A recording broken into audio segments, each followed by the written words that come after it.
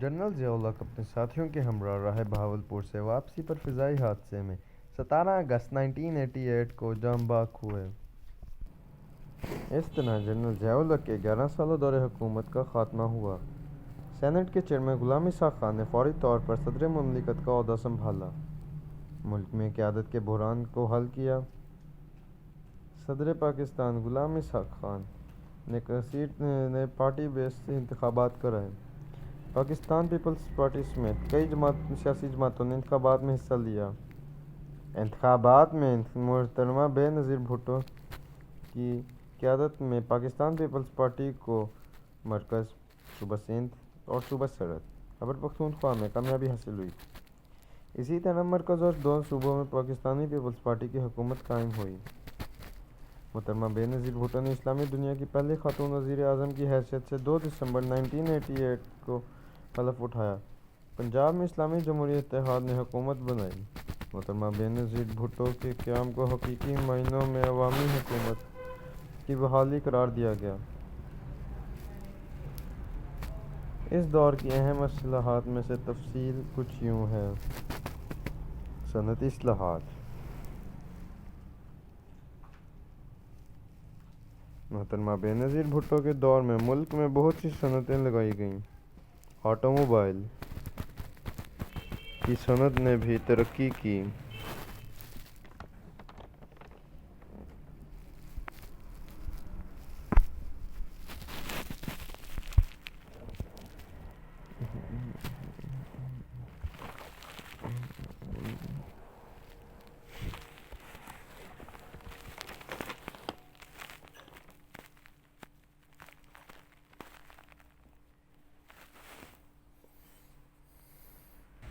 زراعت کے شعبے کو ترقی دی گئی۔ زرعی پیداوار میں اضافے کے لیے بیج، کھاد اور زرعی ادویات خریدنے کو آسان شرائط پر قرضہ دیے گئے۔ تعلیمی اصلاحات۔ تعلیمی اداروں میں مختلف سہولیات فراہم کی گئیں اور خواتین کی تعلیم پر خصوصی توجہ دی گئی۔ صحت سے متعلق اصلاحات۔ شہروں اور دیہی علاقوں میں صنعت کی سہولیات فراہم کی گئیں اور بہت سے پروگرام شروع کیے گئے۔ معاشی اصلاحات۔ بے نظیر بھٹو کے دور حکومت میں پلیسمنٹ بیورو کے نام سے ایک ادارہ قائم کیا گیا۔ لوگوں کا معیار بہتر بنانے کے لیے، ملکی ترقی اور سماجی بہبود کے لیے بے نظیر بھٹو نے پیپلز ورک کے نام سے ایک تحریک شروع کی۔ آئینی اصلاحات۔ محترمہ بے نظیر بھٹو کی حکومت کے پہلے دور میں 11ویں ترمیم 1988 میں پیدا ہوئی۔ یہ قومی اسمبلی میں خواتین کی نشستوں کے حوالے سے تھی۔ انتظامی اصلاحات۔ ذوالفقار علی بھٹو کے دور میں 1972 میں پاکستان نے دولت مشترکہ سے علیحدگی اختیار کر لی تھی۔ اس کے محترمہ بے نظیر کے دور حکومت میں پاکستان دوبارہ دولت مشترکہ کا رکن بنا۔ بے نظیر بھٹو نے حکومت نے پڑوسی ممالک کے ساتھ اچھے تعلقات قائم کرنے کی پالیسی پر عمل کیا۔ بھارتی وزیر اعظم راجیو گاندھی نے پاکستان میں منعقد ہونے والی چوتھی سارک کی سربراہی میں شرکت کی۔ اس موقع پر حکومت وقت نے بھارت سمیت تمام پڑوسی ممالک کے ساتھ بہتر تعلقات کی خواہش کی۔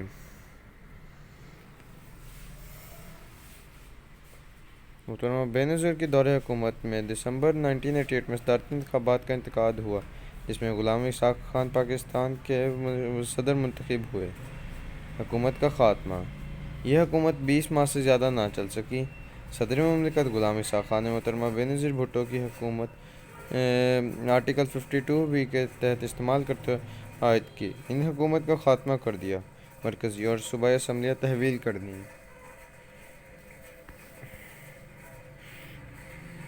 محترمہ بے نظیر کا دوسرے دور حکومت۔ 1993 کے عام انتخابات میں پاکستان پیپلز پارٹی نے اکثریت حاصل کی۔ پاکستان نے دیگر اتحادی مرکز، پنجاب، سندھ اور سرحد میں حکومت بنائی۔ محترمہ بے نظیر بھٹو کی اس حکومت میں اس مرتبہ زیادہ پراعتماد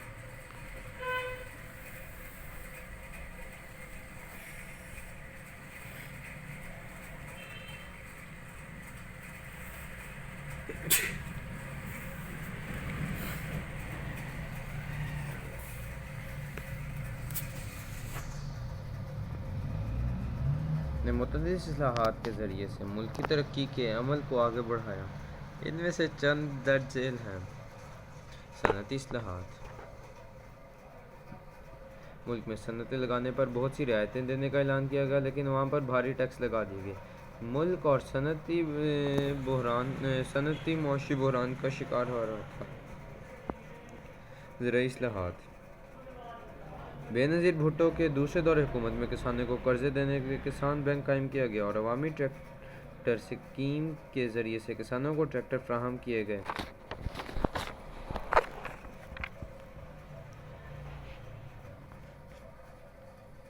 زرعی ترقیاتی بینک اور دیگر کمرشل بینکوں نے بھی زرعی قرضے دینے کے لیے پالیسیاں بنائیں۔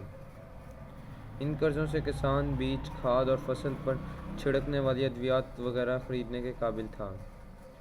تعلیمی اصلاحات: پرائمری تعلیم اور خواتین کی تعلیم پر خصوصی توجہ دی گئی۔ اساتذہ کے لیے مختلف مراعات کا اعلان کیا گیا۔ تعلیمی اداروں میں کی فراہمی کے لیے مختلف اقدامات اٹھائے گئے۔ صحت سے متعلق اصلاحات: عوامی ہیلتھ کیئر کے ذریعے سے صحت کی سہولیات گھر گھر پہنچانے کے اقدامات کیے گئے۔ خواتین کی صحت کے لیے مراکز بنائے گئے۔ ہزاروں لیڈی ہیلتھ ورکر کو بھرتی کیا گیا۔ سوشل سیکورٹی کے تحت ملک میں بہت سی ڈسپنسریاں قائم کی گئیں۔ ان اقتصاد پر محترمہ بے نظیر کے دور حکومت میں شروع ہوئی۔ معاشی اصلاحات: محترمہ بے نظیر کے اس دور حکومت میں 8ویں 5 سالہ منصوبے کا آغاز کیا گیا، جس سے ملک میں ترقی کی رفتار تیز ہوئی۔ بے نظیر بھٹو نے 1944 میں ایک نئی پاور پالیسی کا اعلان کیا۔ ملک بھر میں توانائی، بجلی کی کمی اور لوڈ شیڈنگ کا بحران ختم کرنے کے لیے کئی اقدامات اٹھائے گئے۔ لاکھوں گیس کنیکشنز فراہم کیے گئے۔ پاکستان اسٹیل ملز کو منافع بخش ادارہ بنایا۔ کراچی میں پورٹ قاسم کو وسعت دی گئی۔ معاشرتی اصلاحات: لوگوں کا معیار زندگی بہتر بنانے اور ملک کی ترقی اور سماجی بہبود کے لیے بے نظیر بھٹو کی دور حکومت نے پیپلز ورکس پروگرام شروع کیا۔ خواتین کے لیے سماجی پالیسیاں بنائی گئیں۔ خواتین کی سہولت کے لیے وومن پولیس اسٹیشن اور فرسٹ وومن بینک قائم کیا گیا۔ آئینی اصلاحات: بے نظیر کے دوسرے دور حکومت میں کوئی قابل ذکر آئینی اصلاحات نہ ہو سکیں۔ انتظامی اصلاحات: 1993 میں صدارتی انتخابات ہوئے، جس میں پاکستان پیپلز پارٹی کے رہنما سردار فاروق احمد لغاری صدر مملکت منتخب ہوئے۔ یوں وزیر اعظم اور صدر مملکت دونوں کا تعلق ایک ہی سیاسی جماعت سے تھا۔ دوسرے ممالک کے ساتھ اچھے تعلقات قائم کرنے کے لیے اقدامات اٹھائے گئے۔